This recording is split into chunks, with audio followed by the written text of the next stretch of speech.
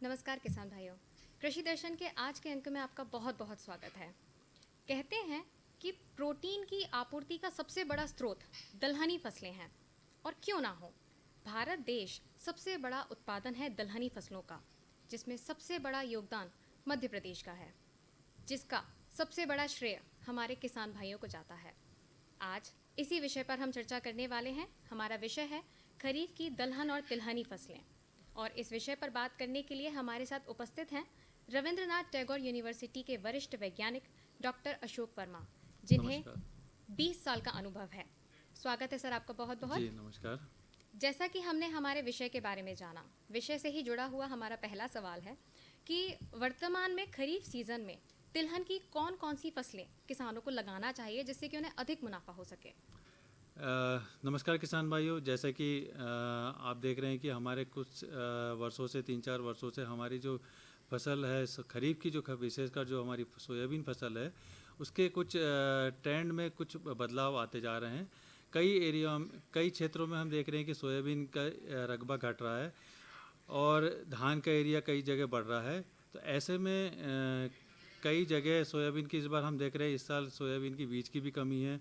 तो ऐसे में किसान भाइयों को कुछ अलग सोचना पड़ेगा, कुछ अलग हटके काम करना पड़ेगा, जिससे कि उनके खेत खाली ना रहें। सोयाबीन के बीज की कमी और बीज का इस बार जो रेट है बहुत 9,000 10,000 रुपये तक किसान भाइयों को मिल पा रहा है और बीज की उपलब्धता भी इतनी नहीं है कि किसान भाई उसको ले सकें। इसके लिए किसान भाइयों को कुछ बदलाव करने की आवश्यकता है। जैसे कि कुछ ऑप्शन हैं किसान भाइयों के पास। तिलहन में कुछ ऑप्शन है। तिलहन में हम बात करेंगे कि हमारे पास तिल एक बहुत अच्छी फसल है, जो जिन किसान भाइयों की हल्की ज़मीन है, जहां पानी भराव नहीं होता है, तिल एक बहुत अच्छा विकल्प है। तिल को ले सकते हैं। तिल में की विशेषकर हम वैरायटी की बात करें तो तिल में 2 वैरायटी हमारे जबलपुर से जो निकली हुई, यूनिवर्सिटी से निकली हुई वैरायटी है, TKG 306 और 308। TKG 306 जो वैरायटी है 2007 में रिलीज़ हुई है और ये जो वैरायटी है टीकमगढ़ के जूनल कृषि अनुसंधान केंद्र से रिलीज़ हुई है। और इसका उत्पादन की हम बात करें तो इसमें लगभग उत्पादन 7 से 8 कुंटल प्रति हेक्टर तक किसान भाई इससे ले सकते हैं। और अगर तेल के लिए रूप में इसको हम बात करेंगे तो तेल में इसमें लगभग 49% से 52% तक इसमें तेल का प्रतिशत निकलता है और इसका कम अवधि में भी तैयार हो जाती है। हम बात करेंगे कि ये कम से कम 85 से 90 दिन में तिल आ जाती है और एक विकल्प के रूप में, सोयाबीन के रूप में, हम विकल्प के रूप में एक अच्छी तिलहन के रूप में हम इसको ले सकते हैं।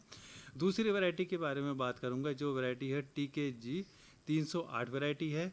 ये भी ZARS zonal research agriculture institute research centre है, टीकमगढ़ से विकसित की गई है। इसमें थोड़ा तेल का प्रतिशत कम आता है, 50% से थोड़ा सा कम रहता है, 48% से 50% के बीच में रहता है। उत्पादन में ये थोड़ी सी कम है, 7 से 7.5 कुंटल प्रति हेक्टेयर का उत्पादन मिलता है। ये जो वैरायटी है, ये वैरायटी रेजिस्टेंस वैरायटी है और जो हमारी जो तिल में जो कई सालों से जो डिसीज़ आ रही है, जैसे माइको प्लाज्मा है, सर्को प्लाज्मा है, अल्टरनेटर लीफ स्पॉट जो बीमारी है, ये उससे रेजिस्टेंस वैरायटी है। और TKG 308 की बात करेंगे तो ये जो वैरायटी है, इसमें ये है कि टॉलरेंस है, ये कैप्सूल बोरर जो आता है तिल में, उसके लिए ये टॉलरेंट वैरायटी है। तो सबसे अच्छा ऑप्शन है किसान भाई को कि वो TKG 306 पे जा सकते हैं। और तिलहन की हम बात करेंगे तो तिलहन में दूसरा जो विकल्प है किसान भाइयों के पास, वो मूंगफली या ग्राउंडनट को इसको ले सकते हैं तिलहन के रूप में। सोयाबीन के जहाँ पे थोड़ी हल्की ज़मीन है, उसको हम ले सकते हैं ग्राउंडनट को। सर आपने जैसे तिलहन की वैरायटी के बारे में बताया, हम चाहेंगे कि आप हमारे किसान भाइयों को दलहन की वैरायटी के बारे में भी बताएं। दलहन में मुख्य रूप से जो अभी जो बोई जाने वाली दलहन फसल है, उसमें उसमें जो हमारी वैरायटी है मूंग में, अभी किसान भाई इसको मूंग एक ऑप्शन है, उसको किसान भाई मूंग में जहाँ पानी कम भराता हो, थोड़ी सी हल्की ज़मीन हो, वहाँ पे मूंग हमारे सभी तरह की भूमि में किसान भाई मूंग ले सकते हैं। मूंग की जो वैरायटी की हम बात करेंगे तो इसमें मूंग की जो वैरायटी है PDM 139 जो सम्राट वैरायटी है, वो बहुत अच्छी सूटेबल वैरायटी हमारे मध्य प्रदेश की स्थिति में हम बात करें। विराट वैरायटी है, IPM 2205-7 वैरायटी विराट है, और शिखा वैरायटी है जो 410-5 वैरायटी है शिखा, ये भी ले सकते हैं।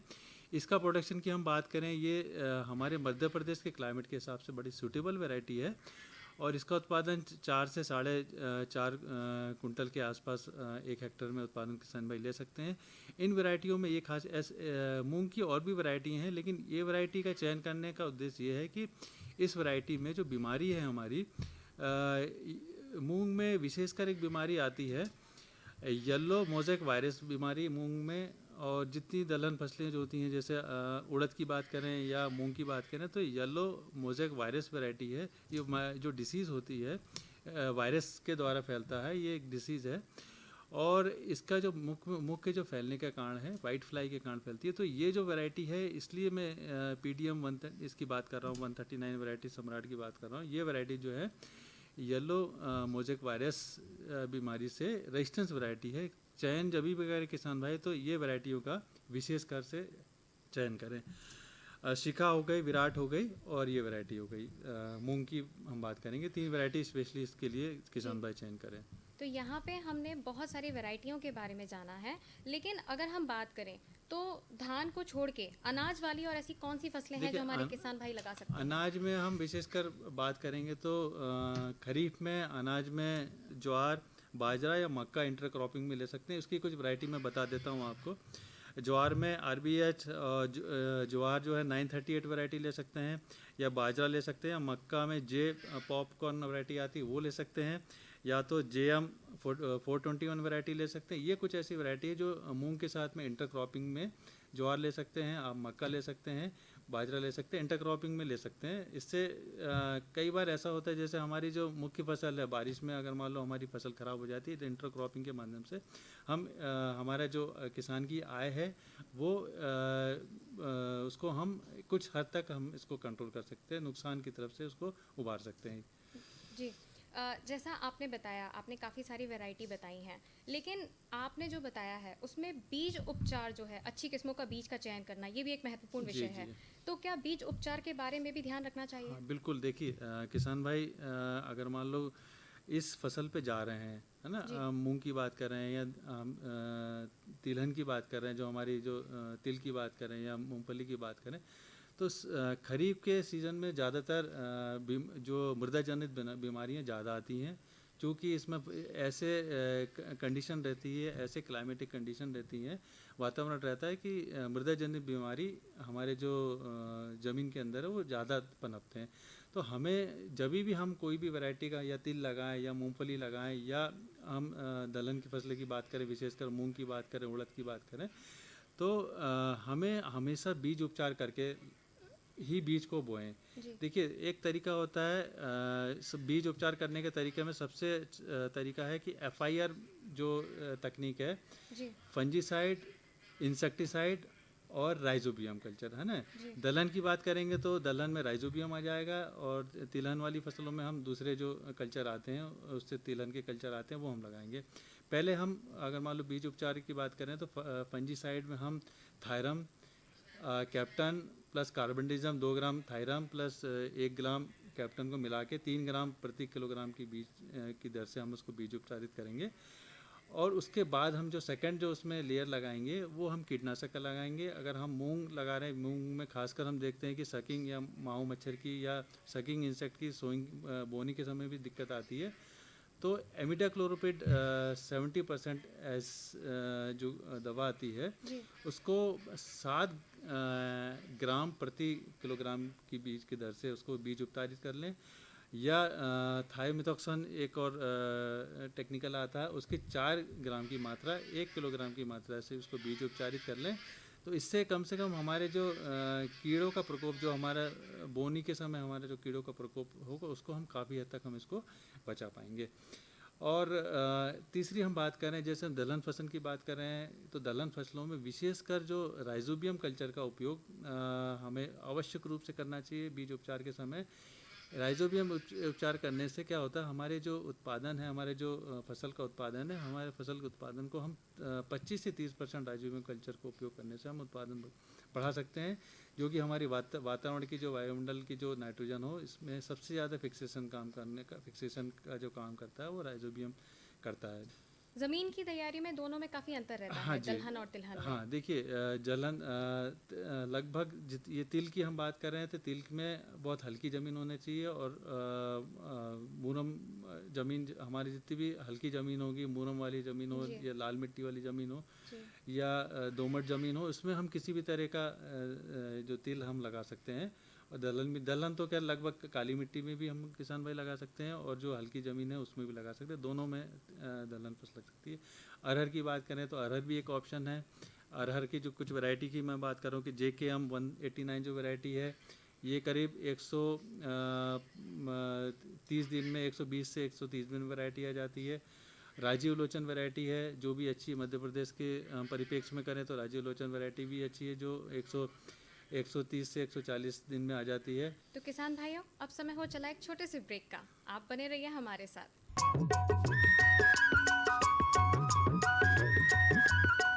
अरे भाई, सुना नहीं क्या? KCC ने किसानों का जिंदगी बदल दिया है। देश के छोटे किसान 1,60,000 रुपए तक का कर्ज बिना किसी गारंटी को ले पाएंगे। ब्याज खोरों से भी पीछा छुटा। मैं तो जैविक खेती का पूरा सामान मंगा लिया।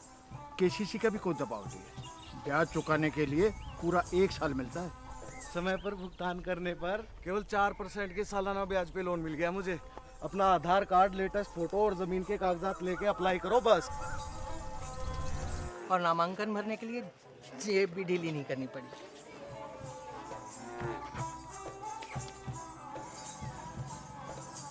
चाचा, उधार चुकाने के 24 घंटे के बाद उतने ही पैसे वापस निकाल सकते हैं।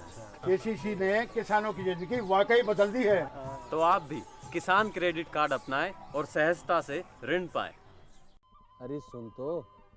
मुझे क्या सुनाना चाहते हो? जो सुनाओ मेरी सौतन को। किसको? अरे वही तुम्हारा मोबाइल फोन जिससे सुबह शाम दिन रात चिपके रहते थे और कहते थे किसान कॉल सेंटर से बातें हो रही हैं।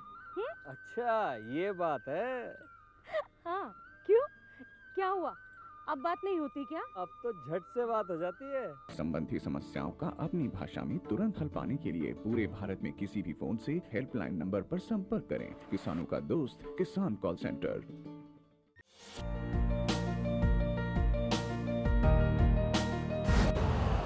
यूरिया का स्वदेशी उत्पादन 70 लाख टन बढ़ाने के लिए 6 उर्वरक संयंत्रों का उद्धार किया जा रहा है। FCIL के गोरखपुर, सिंदरी, तलचर और रामागुंडम संयंत्र, HFCL की बरौनी इकाई और BVFCL की नामरू फोर्थ। सोने पर सुहागा ये है कि देश में अब बनेगा सिर्फ नीम लेपित यूरिया, क्योंकि इससे होगा किसानों का फायदा ही फायदा। अनाज का उत्पादन 10% तक बढ़ेगा। बढ़ेगी 10 से 15% नाइट्रोजन क्षमता।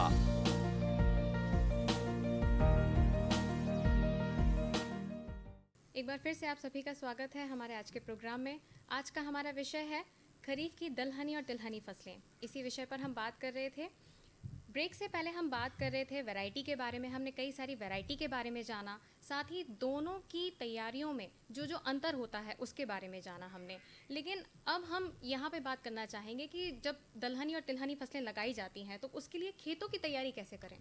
देखिए, खेतों की तैयारी के लिए तो 2 से 3 बखरनी आप खेत का जब एक पानी गिर जाए, या प्लाऊ आप करना चाह रहे हैं, 3 साल में एक बार प्लाऊ करना चाहते हो तो 3 साल में एक बार प्लाऊ जरूर करें किसान भाई जी। और जैसे पिछले साल प्लाऊ किया है तो जैसे आपको बोनी करनी है, एक पानी गिर गया है तो उसको खेत को अच्छी तरह से तैयार कर लें और मिट्टी को अच्छे तरह से ढेलें फोड़ लें, क्योंकि ये जो तिल, अगर मान लो हम तिलहन की बात करें, तिल लगाएंगे, तिल का जो बीज है काफ़ी बारीक होता है, और अगर मान लो हमारा खेत सही तरीके से नहीं बना होगा तो हमारे बीज अंकुरण सही से नहीं होगा और बीज का हमारा काफ़ी नुकसान हो जाएगा जी। तो खेत की तैयारी में विशेष तौर से हमारे अच्छी तरह से बुरबरी मिट्टी कर लें। 3 से 4 बार हमारे खेत की तैयारी करके ही हमारे फसल का चयन करना चाहिए। तिलहन की हम बात करें और हमारी दलहन की फसल की बात करें तो खेत का हमारा अच्छे से तैयारी करके ही हमें ये चीज़ों को फसलों को लगाना चाहिए। तो यहाँ पे हमने खेत की तैयारी के बारे में भी जाना, लेकिन अब बरसात का मौसम है, साथ में कीट व्याधि का भी बहुत प्रकोप रहता है, तो इसके बारे में आप क्या बताना चाहेंगे हमारे किसान भाई? देखिए, इसमें तिल की हम बात करें तो तिल में ना ही बहुत ज़्यादा बीमारी आती है और ना ही ज़्यादा एक कैप्सूल बोरर आता है तिल में। तो उसमें अगर मान लो शुरुआती अवस्था में कैप्सूल बोरर में आपको अगर मान लो उसमें कुछ कीड़े दिख रहे हैं तो उसमें कोई भी सिस्टमिक इंसेक्टिसाइड उसमें स्प्रे कर दीजिए तो कंट्रोल हो जाएगा। बाकी तिल में बहुत ज़्यादा स्प्रे की आवश्यकता नहीं रहती है, बहुत ज़्यादा कीटनाशक दवाइयों की आवश्यकता नहीं रहती है। बीमारियां कुछ आती हैं, सर्कोस्पोरा है, पाउडरी मिल्ड्यू है, या अल्टरनेरिया लीफ स्पॉट है, या फाइटोप्थेरा ब्लाइट है। ये डिसीज़ तिल में पहले बहुत आती थी, लेकिन जो हमारी रेजिस्टेंस वैरायटी, जैसे मैंने बात करी टीके हम जो वैरायटी है 306 और 308 वैरायटी, ये रेजिस्टेंस वैरायटी है, तो इसमें बीमारी लगती नहीं है। और हम हम दलहन की बात करें तो दलहन में स्पेशली हम बात करेंगे, दलहन में खासकर मूंग और उड़द में जो सबसे ज़्यादा प्रकोप होता है वाइट फ्लाई का होता है, सफ़ेद मक्खी का होता है। सफ़ेद मक्खी ही कारक होता है जो वायरल डिसीज़ जो उसमें आता है, येलो जो मोज़ेक वायरल डिसीज़ आता है, तो मेन कारण होता है वाइट फ्लाई। वाइट फ्लाई उसका वाहक होता है। अगर किसी रोगग्रस्त पौधे पे अगर मान लो वो बैठता है और रोगग्रस्त पौधे से अगर मान लो किसी दूसरे पौधों स्वस्थ पौधे पे जाएगा तो ये वायरल डिसीज़, जैसे अभी वायरस की हम बात करें, कोरोना वायरस चल रहा है, तो ये एक दूसरे से फैलता है। तो इसी तरह से जो ये इसका जो वायरस होता है, ये स्वस्थ पौधे से अगर मान लो कोई बीमार पौधा है, अगर मान लो उस पर सफ़ेद मक्खी उस पर बैठ रही है तो ये उस बीमार दूसरे स्वस्थ पौधे को बीमार कर देगी। तो इसको आप इस तरह से समझ सकते हैं। तो हमें विशेषकर ध्यान देना है कि हमें कोई भी सकिंग इंसेक्ट या सफ़ेद मक्खी को हमें कंट्रोल करना है। तो सफ़ेद मक्खी को कंट्रोल करने के लिए इमिडाक्लोप्रिड एक इंसेक्टिसाइड आता है, तो उसको आप 1 लीटर में आधा ml मिला के इसको स्प्रे कर दीजिए 2 बार इसकी फसल की अवधि में। इसको 25 दिन पे और उसके बाद 40 दिन पे 2 स्प्रे करना आवश्यक है। समय का अभाव है, लेकिन सर ने बहुत ही महत्वपूर्ण जानकारियां हमें दी, कई सारी वैरायटियों के बारे में भी बताया है और कौन सी ऐसी वैरायटी है जिससे आप अधिक मुनाफा कमा सकते हैं, इसके बारे में भी सर ने हमें बताया है। तो आज के अंक में फ़िलहाल इतना ही। आप हमें दीजिए इजाज़त और आप बने रहिए हमारे साथ। आगे आने वाला है खबरें खेती, इसे देखते रहिए और बने रहिए हमारे साथ। तब तक के लिए हमें आज्ञा दीजिए। नमस्कार।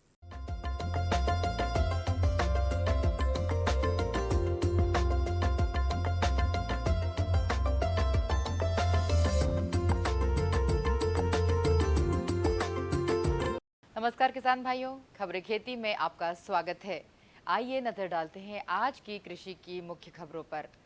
खाद और बीज की उपलब्धता के निर्देश, वित्तीय सहायता पोर्टल का शुभारंभ, अनूपपुर में मछली पालन बना रोजगार का जरिया और सागर जिले में 6 केंद्रों पर होगी मूंग की खरीदी। 1 करोड़ 60 लाख की राशि किसानों के खातों में होगी अंतरित। और अब खबरें विस्तार से। किसान कल्याण तथा कृषि विकास मंत्री श्री कमल पटेल ने खरीफ फसलों की बुआई से पूर्व यूरिया, डीएपी, बीज और अन्य कृषि आदानों की उपलब्धता को सुनिश्चित करने के निर्देश दिए। उन्होंने उक्त निर्देश मंत्रालय में आयोजित कृषि विभाग की समीक्षा बैठक में दिए। मंत्री श्री पटेल ने कृषि अधिकारियों को खरीफ की फसल से संबंधित जरूरी निर्देश भी दिए। उन्होंने कहा कि नकली खाद, बीज और दवाओं के कारोबारियों के खिलाफ कड़ी कार्रवाई करें। श्री पटेल ने अधिकारियों को अरहर, मक्का और तिल्ली के अलावा अन्य वैकल्पिक फसलों के संबंध में किसानों को प्रोत्साहित करने के लिए आवश्यक कार्रवाई करने को कहा है। इससे सोयाबीन की फसल के विकल्प पर भी कृषक विचार कर उन्नत खेती की ओर अग्रसर हो सकेंगे। उद्यानिकी एवं खाद्य प्रसंस्करण स्वतंत्र प्रभार राज्य मंत्री श्री भरत सिंह कुशवाहा ने वेब पोर्टल के शुभारंभ किया। उन्होंने कहा कि वेबसाइट से उद्यानिकी से जुड़े उत्पादन भंडारण को बढ़ावा मिलेगा। खाद्य प्रसंस्करण की संयुक्त इकाई लगाने वालों को खाद्य प्रसंस्करण उद्योगों को देय विशिष्ट वित्तीय सहायता योजना में प्राथमिकता दी जाएगी। राज्य मंत्री श्री कुशवाहा ने कहा कि वर्ष 2018-19 में खाद्य प्रसंस्करण की राज्य योजना मध्य प्रदेश उद्योग संवर्धन नीति 2014 में खाद्य प्रसंस्करण उद्योगों को देय विशिष्ट वित्तीय सहायता के ऑनलाइन आवेदन प्राप्त करने के लिए संचालित पोर्टल को बंद कर दिया गया था, जिसे आज से पुनः प्रारंभ किया जा रहा है। प्रदेश की उपज को प्रसंस्कृत किए जाने के क्षेत्र में उद्यमियों से ऑनलाइन आवेदन प्राप्त किए जाएंगे। इस योजना का उद्देश्य प्रदेश में कच्चे उत्पाद को प्रसंस्कृत करने की प्रक्रिया को बढ़ावा देना है। उन्होंने बताया कि उत्पादन से जुड़े कृषक और उद्यमी उत्पादन, भंडारण और प्रसंस्करण की इकाई को संयुक्त रूप में स्थापित करेंगे। उन्होंने योजना में प्राथमिकता दी जाएगी। मध्य प्रदेश उद्योग संवर्धन नीति 2014 के क्रम में खाद्य प्रसंस्करण उद्योगों को देय विशिष्ट वित्तीय सहायता में लागत पूंजी अनुदान सहायता 35% और अधिकतम राशि 2.5 करोड़ रुपए देय है। प्रधानमंत्री सूक्ष्म खाद्य उद्यान योजना केंद्र प्रवर्तित में अधिकतम राशि 10 लाख रुपए अनुदान देने का प्रावधान है। राज्य मंत्री श्री कुशवाहा ने बताया कि राज्य और केंद्र के द्वारा संचालित खाद्य प्रसंस्करण को बढ़ावा देने की योजनाओं में 600 से 750 करोड़ रुपए का नवीन निवेश होना अनुमानित है। इसके माध्यम से 30 से 40 हजार प्रत्यक्ष एवं अप्रत्यक्ष रोजगार का सृजन भी होगा। उन्होंने कहा कि खाद्य प्रसंस्करण योजनाओं के अतिरिक्त प्रधानमंत्री कृषि सिंचाई योजना, एकीकृत बागवानी विकास मिशन एवं शीत भंडारण में भी उद्यानिकी कृषकों और उद्यमियों को आकर्षक अनुदान का लाभ दिया जा रहा है। मछली पालन बना रोजगार का जरिया। जिले के तालाबों की मत्स्य उत्पादन के साथ रोजगार के अवसर बढ़ाने अब विभागीय स्तर पर तैयारियां की जा रही हैं, जिससे से अधिक लोगों को रोजगार उपलब्धता के साथ साथ आय में वृद्धि भी की जा सके। मत्स्य पालन को बढ़ावा देते समय समय पर विभिन्न योजनाओं को संचालित कर जिले के सभी तालाबों में मछली पालन की योजना बनाई गई है। मत्स्य सहायक संचालक अनूपपुर शिवेंद्र सिंह परिहार बताते हैं कि अनूपपुर जिला छत्तीसगढ़ प्रदेश की सीमावर्ती जिला है, जिसके कारण जिले के निचले इलाकों में बने तालाबों का जल स्तर बेहतर बना रहता है और यहां बने अधिकांश तालाबों में सालों साल पानी भरा रहता है। इसके अलावा यहां से गुजरी, नर्मदा, सोन, जोहिला, गोहांड्रा, गोडारू, अलान, तिपान, केवई, केनई जैसी नदियों के कारण यह मत्स्य पालकों के लिए बेहतर वातावरण भी तैयार करता है। जिले में 2300 तालाबें हैं। ये तालाब ग्राम पंचायत और निजी हैं। इसके अलावा सिंचाई विभाग के 48 तालाब हैं, जिसे लीज के माध्यम से मत्स्य पालकों को उपलब्ध किया गया है। इन तालाबों में मत्स्य पालन के अलावा मत्स्य पालक कमल और मखाने का भी उत्पादन करते हैं। सरकारी आकलन के मुताबिक 7000 मीट्रिक टन प्रति वर्ष मछली का उत्पादन होने का अनुमान है। विभागीय जानकारी के अनुसार जिले की 2300 तालाब के साथ सिंचाई विभाग की 48 तालाब और नदियों से प्रतिवर्ष मछली का उत्पादन लगभग 7000 मीट्रिक टन माना गया है। इन आंकड़ों में प्रतिवर्ष बढ़ोतरी हो रही है। सहायक संचालक मत्स्य शिवेंद्र सिंह परिहार का कहना है कि जैसे जैसे तालाबों की संख्या और पालकों की संख्या बढ़ती जाएगी, उत्पादन भी बढ़ता जाएगा। इनमें राजेंद्र ग्राम में सर्वाधिक मत्स्य पालन होता है। उन्होंने बताया कि जिले में मछली पालन को बढ़ावा देने के लिए इस वर्ष लगभग 500 करोड़ बीज तैयार किए गए हैं। सागर जिले में मूंग की खरीदी 6 केंद्रों पर होगी। जिले में मूंग की खरीदी 6 केंद्रों पर होगी। इस संबंध में समस्त केंद्रों पर आवश्यक मूलभूत सुविधाएं उपलब्ध कराने कलेक्टर दीपक सिंह ने जिला उपार्जन समिति की बैठक में दिए। रबी फसल उपार्जन एवं विपणन 2020-21 अंतर्गत जिला कलेक्टर श्री सिंह ने गेहूं, चना, मसूर एवं सरसों की कुल खरीदी एवं भंडारण व्यवस्थाओं पर विस्तार से चर्चा कर अधिकारियों को निर्देशित किया। कलेक्टर श्री सिंह ने कहा कि सागर सहित जिले के देवरी, रहली, केसली, राहतगढ़, खुरई में मूंग की खरीदी की जाएगी। साथ ही आगामी खरीफ फसल की तैयारियों से संबंध में भी उन्होंने कहा कि डीएपी एवं यूरिया की उपलब्धता भी सुनिश्चित कराई जाएगी। साथ ही साथ वे केंद्र पर यूरिया एवं डीएपी की उपलब्धता किसानों को आसानी से हो सके, इस प्रकार से उन्होंने कार्य योजना तैयार किया है। उन्होंने खाद्यान्न को 100% सुरक्षित भंडारण एवं असमय बारिश के कारण गीले हुए अनाज को तत्काल गोदाम स्तर पर अपग्रेडिंग कर गुणवत्ता में सुधार कर सुरक्षित करने हेतु निर्देशित किया। जिले में कार्यरत लगभग 57 सेल्फ हेल्प ग्रुप स्व सहायता समूह द्वारा बेहतर कार्य किया जा रहा है। लगभग 94% किसानों के स्वीकृति पत्रक जारी किए जा चुके हैं। शेष किसानों को जल्द से जल्द स्वीकृति पत्रक दें और 100% पत्रक वितरण सुनिश्चित कर शीघ्र भुगतान करें। 1 करोड़ 60 लाख की राशि किसानों के खाते में हुई अंतरित।